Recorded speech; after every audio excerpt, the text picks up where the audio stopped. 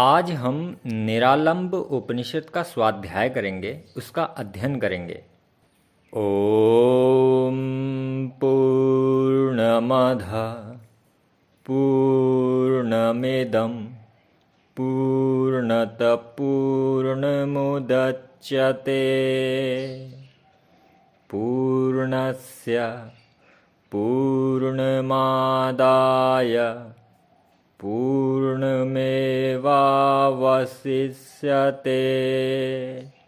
ओम शांति शांति शांति।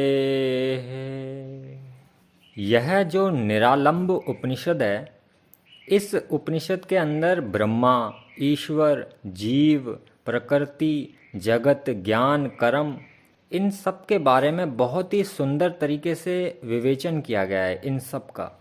तो ज़्यादा वक्त ना लेते हुए हम निरालंब उपनिषद का स्वाध्याय चालू करते हैं, अध्ययन को शुरू करते हैं। ओम नमः शिवाय गुरुवे सच्चिदानंदमूर्तये निष्प्रपञ्चाय शान्ताय निरालम्बाय तेजसे निरालम्बं समाश्रितय सालम्बं विजहाति यः स सन्न्यासी च योगी च कैवल्यं पदं श्रुते। ओम नमः शिवाय। उस कल्याणकारी शिव जी को मैं सत सत नमन करता हूँ। उस कल्याणकारी शिव गुरु सतचित्त और आनंद की मूर्ति को मेरा नमस्कार है। उस निष्प्रपंच शांत आलंब आश्रय रहित तेज स्वरूप परमात्मा को मेरा नमस्कार है, मेरा नमन है। जो निरालंब परमात्म तत्व का आश्रय ग्रहण करके सांसारिक आलंबन का परित्याग कर देता है, वह योगी और सन्यासी है। वही केवल्य मोक्ष पद प्राप्त करता है। इस संसार के अज्ञानी जीवों के सभी कष्टों की शांति के लिए जो भी साधन आवश्यक हैं और जो जो ज्ञान आवश्यक है, उन सारे ज्ञानों का उत्तर मैं यहाँ कहता हूँ। पहले मैं पूछता हूँ, फिर मैं कहता हूँ। ब्रह्मा क्या है? ईश्वर कौन है? जीव कौन है? प्रकृति क्या है? परमात्मा कौन है? ब्रह्मा कौन है? विष्णु कौन है? रुद्र कौन है? इंद्र कौन है? यम कौन है? सूर्य कौन है? चंद्र कौन है? देवता कौन है? असुर कौन है? पिशाच कौन है? मनुष्य क्या है? स्त्रियां क्या हैं? पशु आदि क्या हैं? स्थावर जड़ क्या हैं? ब्राह्मण आदि क्या हैं? जाति क्या है? कर्म क्या है? अकर्म क्या है? ज्ञान और अज्ञान क्या है? सुख और दुख क्या है? स्वर्ग और नरक क्या है? बंधन और मुक्ति क्या है? उपासना करने योग्य कौन है? शिष्य कौन है? विद्वान कौन है? मूर्ख कौन है? असुर तत्व क्या है? तप क्या है? परम पद किसे कहते हैं? स्वीकार करने योग्य और स्वीकार ना करने योग्य क्या है? सन्यासी कौन है? इस प्रकार की शंका व्यक्त करके उन्होंने ब्रह्मा आदि का स्वरूप जो है विवेचित किया। फिर उन्होंने कहा कि महत तत्व अहंकार पृथ्वी आपह तेजस वायु और आकाश रूप बृहद ब्रह्मांड कोश वाला, कर्म और ज्ञान के अर्थ से प्रतिभासित होने वाला, दिखाई देने वाला, अदित्य संपूर्ण नाम रूप आदि उपाधियों से रहित, सर्वशक्ति संपन्न, आघांतहीन, शुद्ध शिव शांत निर्गुण और अनिर्वचनीय चैतन्य स्वरूप पर ब्रह्मा कहलाता है। वही पर ब्रह्मा है। अब ईश्वर के स्वरूप के बारे में कहते हैं। यही ब्रह्मा, यही पर ब्रह्मा जब अपनी प्रकृति शक्ति के सहारे लोकों का सृजन करता है, लोकों को बनाता है और अंतर्यामी स्वरूप से उनमें विराजमान होकर, उनमें प्रविष्ट होकर ब्रह्मा, विष्णु और महेश तथा बुद्धि और इंद्रियों को नियंत्रित करता है, तब वह ईश्वर बन जाता है। उसे ईश्वर कहते हैं। जब इस चैतन्य स्वरूप ईश्वर को ब्रह्मा, विष्णु, रुद्र तथा इंद्रादि नामों और रूपों के द्वारा शरीर का, देह का मिथ्या अभिमान हो जाता है, जो है भी और नहीं भी, कि मैं स्थूल हूँ, जब वह सोचने लगता है कि मैं स्थूल हूँ, तब उसे जीव कहते हैं। तब वह जीव बन जाता है। जब उसे शरीर का मिथ्या अभिमान हो जाता है, तब वह जीव बन जाता है। यह चैतन्य सोहम स्वरूप में एक होने पर भी शरीरों की भिन्नता के कारण जीव अनेक विध बन जाते हैं।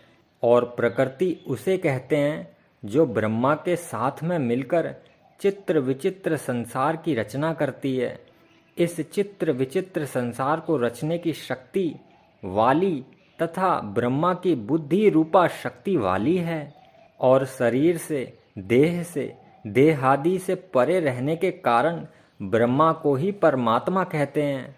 और यही परमात्मा ब्रह्मा, विष्णु, इंद्र, यम, सूर्य और चंद्र आदि देवता के रूप में, यही असुर, पिशाच, नर, नारी और पशु आदि के रूप में प्रकट होता है।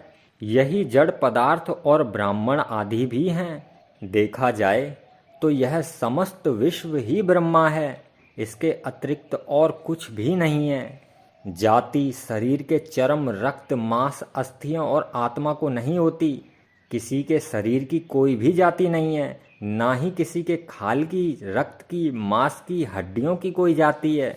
मतलब शरीर की कोई भी जाति नहीं होती, लेकिन उसकी मानव, पशु, पक्षी या ब्राह्मण, क्षत्रिय आदि जाति की परिकल्पना तो केवल व्यवहार से निमित्त की गई है। ऋषियों ने यहाँ स्पष्ट किया है कि जाति जो होती है वो शरीर से नहीं है। जाति शरीर भेद से नहीं की जाती, व्यवहार भेद से निर्धारित की जाती है। जरूरी नहीं है कि किसी शूद्र के घर में शूद्र ही पैदा होगा। देखा जाए तो जब हर बच्चा पैदा होता है, चाहे वो ब्राह्मण के घर में ही क्यों ना हो, वो भी शूद्र ही होता है। लेकिन उसके व्यवहार से, उसके ज्ञान से वो उस जाति को हासिल करता है जैसा उसका ज्ञान होता है। अगर वो शूद्र अज्ञान होता है तो वो शूद्र ही कहलाएगा। अगर वो पैसा कमाने की लालसा में भरा हुआ है तो वो वैश्य कहलाएगा। अगर वह धर्म की रक्षा के लिए आगे आएगा तो वो क्षत्रिय कहलाएगा। और अगर वह ज्ञान, आत्मज्ञान का ज्ञान जो है चारों ओर फैलाएगा तो वो ब्राह्मण कहलाएगा। जातियां जो हैं यह तो व्यवहार से निर्धारित की जाती हैं, लेकिन आज के समय लोगों ने शरीर पर निर्धारित कर दिए जातियां। और इंद्रियों द्वारा की जाने वाली क्रियाओं को कर्म कहते हैं। जो भी व्यक्ति अपनी इंद्रियों के द्वारा जो भी कर्म करता है उसको कर्म कहते हैं। आँख की पलक झपकाना भी एक कर्म है, हाथ को उठाना भी एक कर्म है, खुजाना भी एक कर्म है, चलना भी एक कर्म है, खाना भी एक कर्म है। ये सब कर्म ही हैं। जो भी इंद्रियों के द्वारा की जाती हैं क्रियाएं, उन सब को कर्म कहते हैं। और जिस क्रिया को मैं करता हूँ इस भाव पूर्वक अध्यात्म निष्ठा से किया जाता है वही कर्म है। कर्तापन और भोक्तापन के अहंकार के द्वारा फल की इच्छा से किए गए बंधन स्वरूप नित्य नैमित्तिक यज्ञ, व्रत, तप, दान आदि कर्म अकर्म कहलाते हैं। जो भी व्यक्ति फल की इच्छा करके अहंकार में लिप्त होकर और वो तप, दान, व्रत जो भी कुछ करता हो, यज्ञ भी करता हो, लेकिन वह फल की इच्छा रखता है, तो यह बंधन है और यह कर्म नहीं, यह तो अकर्म कहलाते हैं। अगर कोई व्यक्ति किसी कहीं आश्रम में दान देता है, किसी मंदिर में दान देता है किस लिए? ताकि उसका नाम हो जाए। दान इसलिए देता है वो ताकि दुनिया को पता चले कि कोई दानी है जो दान देता है।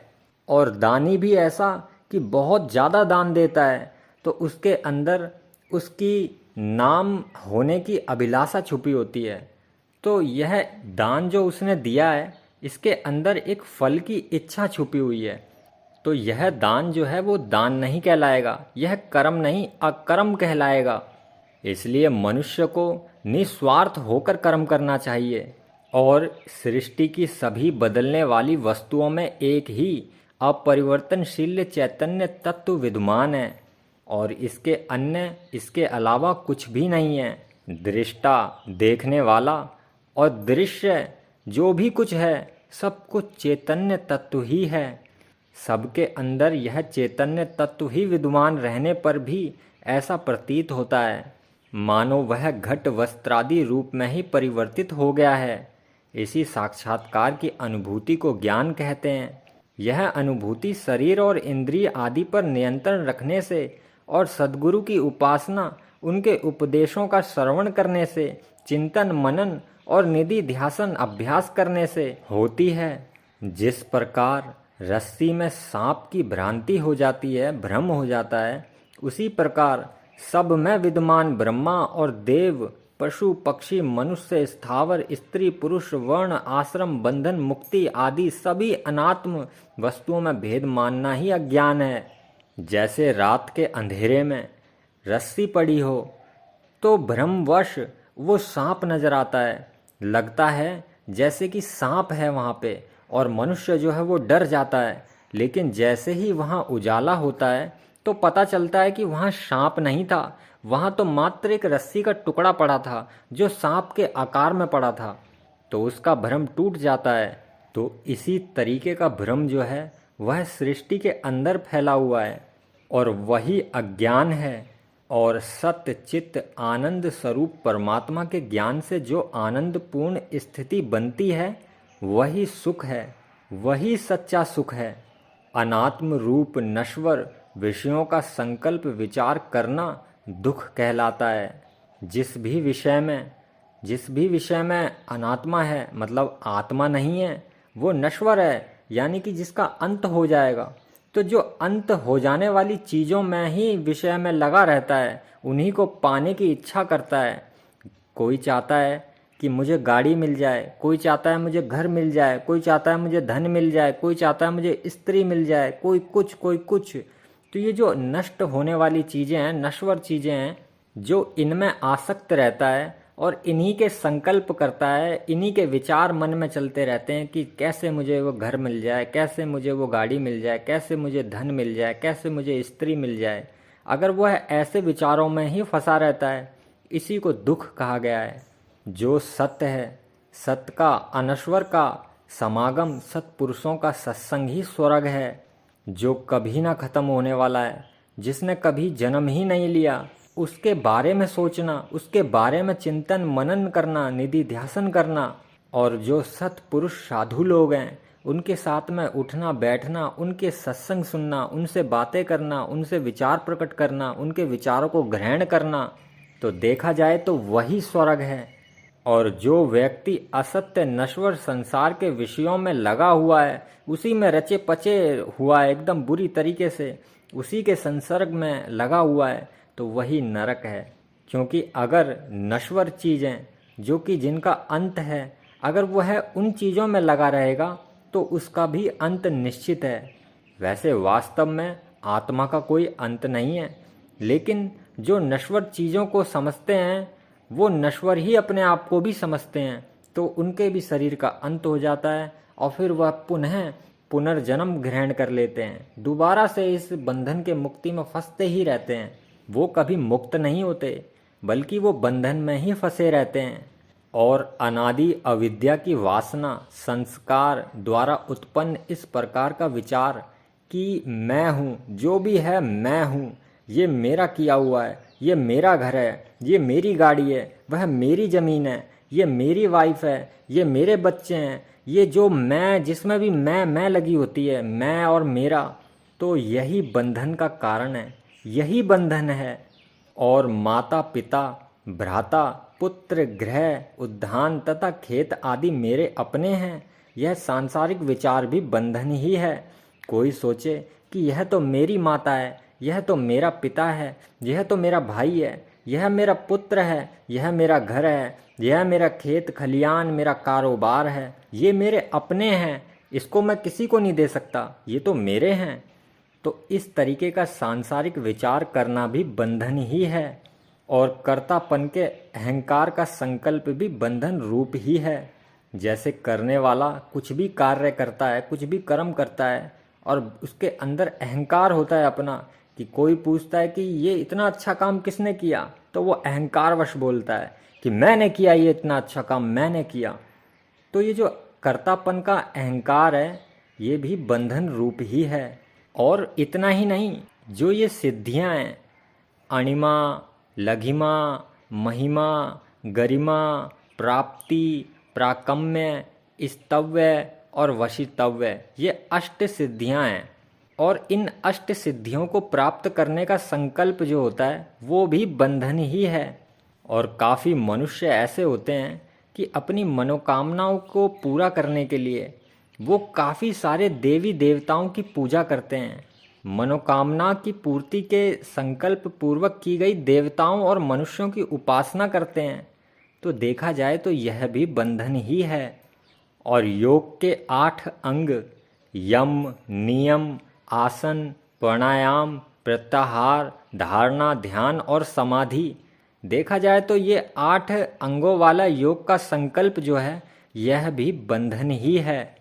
और वर्ण, ब्राह्मण, क्षत्रिय, वैश्य, शूद्र, मैं इस जाति का, मैं उस जाति का, और आश्रम, ब्रह्मचर्य, गृहस्थ, वानप्रस्थ और संन्यास, धर्म कर्म के संकल्प, ये सब भी बंधन स्वरूप ही हैं। और आज्ञा, डर, भय, संशय आदि आत्मा गुणों के संकल्प जो हैं ये भी बंधन ही हैं। और यज्ञ, व्रत, तप और दान की विधि विधान तथा ज्ञान के संकल्प जो हैं यह भी बंधन ही हैं। और मोक्ष प्राप्ति का विचार करना, तो यह भी बंधन रूप ही है। और देखा जाए तो संकल्प मात्र से जो कुछ भी संभव है वह सभी बंधन स्वरूप है। जो भी आप विचार से, संकल्प से जो कुछ भी संभव हो सकता है वह सब बंधन ही है। जब नित्य और अनित्य वस्तुओं के विषय में विचार करने से नश्वर संसार के सुख दुखात्मक सभी विषयों में ममता रूपी बंधन विनष्ट हो जाए, उस स्थिति को मोक्ष कहते हैं। जब मनुष्य को किसी भी व्यक्ति से, किसी भी प्राणी से या किसी भी पदार्थ से जब कोई भी आसक्ति नहीं रहती, मोह नहीं रहता, ममता नहीं रहती, जब वो सबको समभाव देखने लगता है, सबको एक तरीके से देखने लगता है, सबको ही अपना समझने लगता है और सब प्राणियों में अपने ही भूत आत्मा के दर्शन करता है कि जो आत्मा मेरे में है वही आत्मा इन सब प्राणियों में विराजमान है, तो उस स्थिति को ही मोक्ष की स्थिति कहा गया है। कि जब किसी में ममता रूपी बंधन जो है एकदम समाप्त हो जाएं, नष्ट हो जाएं, अब उसमें किसी के प्रति ममता या मोह रहा ही नहीं, बचा ही नहीं, तो उस स्थिति को ही मोक्ष कहते हैं। समस्त शरीरों में स्थित चैतन्य स्वरूप ब्रह्मा को प्राप्त कराने वाला गुरु ही उपास्य पास बैठने योग्य है। इस पूरे संसार के अंदर जो भी गुरु आपको आपकी चैतन्य स्वरूप ब्रह्मा को प्राप्त करा दे या वह करा सकता है, तो वही गुरु सर्वश्रेष्ठ गुरु है। उसी गुरु के पास बैठना चाहिए, उसी गुरु को सुनना चाहिए, क्योंकि केवल वही गुरु उपास्य है, उसी की उपासना करनी चाहिए और उसी गुरु का साथ बैठना चाहिए, उसी के पास बैठना चाहिए, क्योंकि वही पास बैठने योग्य है। और जिस व्यक्ति के हृदय में विद्या प्राप्त होने से जगत का अज्ञान नष्ट हो गया हो और ब्रह्मा रूप ही बचा हो, सिर्फ ब्रह्मा रूप, वही शिष्य है। सबके अंतर में स्थित आत्म तत्व के विज्ञान में स्वरूप को जानने वाला ही विद्वान है। और जो व्यक्ति कर्तापन के भाव में फंसा हुआ है, जो सोचता है कि करने वाला तो सिर्फ मैं ही हूँ, अन्यथा और कोई भी नहीं है, सिर्फ मैं ही हूँ करने वाला, अगर मैं गड्ढा ना खोदूं तो मैं पानी भी नहीं पी पाऊंगा, मुझे तो रोज कुआं खोदना पड़ता है पानी पीने के लिए, अगर मैं काम पर नहीं जाऊं तो मेरे बच्चे भूखे मर जाएंगे, मैं ही हूं उन्हें खिलाने वाला। तो जो व्यक्ति इस कर्तापन आदि के भाव में डूबा रहता है, ऐसे व्यक्ति को मूर्ख कहा गया है। जो ब्रह्मा, विष्णु, ईशान और इंद्र आदि देवों के ऐश्वर्य की कामना पूर्वक व्रत, जप, यज्ञ आदि में अंतर आत्मा को तपाए तथा अतियुग्र राग, द्वेष, हिंसा, दंभ आदि दुर्गुणों से युक्त होकर जो तप करे वह आसुरी तप कहलाता है। मतलब जो व्यक्ति व्रत करता है, जप करता है निरंतर, यज्ञ भी करता है और अपनी अंतर आत्मा को विष्णु, ब्रह्मा और जितने भी देवी देवता हैं इनकी पूजा पाठ में लगा के रखता है और सारे व्रत करता है, जप करता है, यज्ञ करता है। लेकिन इसके साथ साथ वो द्वेष भी करता है, नफरत भी करता है, लड़ाई झगड़े हिंसा भी करता है, गुस्सा भी करता है। जितने भी दुर्गुण हैं वो सारे उसके अंदर मौजूद हैं। तो ऐसे व्यक्ति का तप करना कोई फायदा नहीं देता। ऐसे व्यक्ति को तो आसुरी तप कहलाता है। ऐसे व्यक्ति के द्वारा किया गया तप आसुरी तप कहलाता है। ब्रह्मा सत्य है और जगत जो है वह मिथ्या है। जगत है भी और नहीं भी। इस प्रकार के प्रत्यक्ष ज्ञान से ब्रह्मा आदि देवों के ऐश्वर्य प्राप्त करने के संकल्प बीज को जला डालना ही यथार्थ तप कहा जाता है। प्राण, इंद्रिय, अंतःकरण आदि से भिन्न सच्चिदानंद स्वरूप और नित्य मुक्त ब्रह्मा का स्थान परम पद कहलाता है। देश, काल, वस्तु की मर्यादा से परे चिन्ह मात्र स्वरूप जो कुछ है वह ही ग्रहण करने योग्य है। निज स्वरूप से परे माया द्वारा कल्पित और बुद्धि तथा इंद्रिय गम्य जगत की सत्यता का चिंतन अग्राह्य है। जो व्यक्ति इस माया की नगरी में फंसा रहता है, इस माया जाल में फंसा रहता है और इस माया जाल को ही सत्य मानता है, इन इंद्रियों के द्वारा किए गए भोगों को ही सत्य मानता है। अगर वह रसगुल्ला खाता है तो मीठा मीठा स्वाद उसे अत्यंत अच्छा लगता है। जब वो किसी नगन स्त्री को देखता है अपनी आँखों से तो उसको बड़ा अच्छा लगता है। जब वो किसी की गंदी बातों को सुनता है कान से तो उसको बहुत मज़ा आता है। और इस माया की नगरी में, इस माया जगत में सिर्फ वो इस माया के ही सपने देखता है पाने के। और इंद्रियों द्वारा जो भी कुछ वह भोग करता है, जो भी कुछ विषयों का वो भोग करता है, उसी का वो सत्य मानता है और वो इंद्रियों के भोगों के लिए ही लालसा करता है, चिंतन करता है, उसी के बारे में विचार करता है कि मुझे वो भोग मिल जाए, मुझे वो भोग मिल जाए भोगने को। तो ये सारे भोग जो हैं, इस तरीके की चिंतन जो है वो करने योग्य नहीं है। ऐसी चीज़ों को ग्रहण करना नहीं चाहिए। जो समस्त धर्मों, कर्मों में ममता एवं अहंकार का परित्याग करके इष्ट ब्रह्मा की शरण में जाकर और तू वही है, मैं ही ब्रह्मा हूँ और जो कुछ भी यह है सब कुछ निश्चित ही ब्रह्मा है, ब्रह्मा के अलावा इसके अतिरिक्त और कुछ भी नहीं है आदि इन महावाक्यों द्वारा मैं ब्रह्मा हूँ, इस प्रकार का निश्चय करके निर्विकल्प समाधि में लीन रहकर परम स्वतंत्र और यति स्वरूप होता है, वह पुरुष सन्यासी कहलाता है। वही मुक्त पुरुष है, पूज्य योगी है, परम हंस है, अवधूत है और ब्राह्मण भी होता है।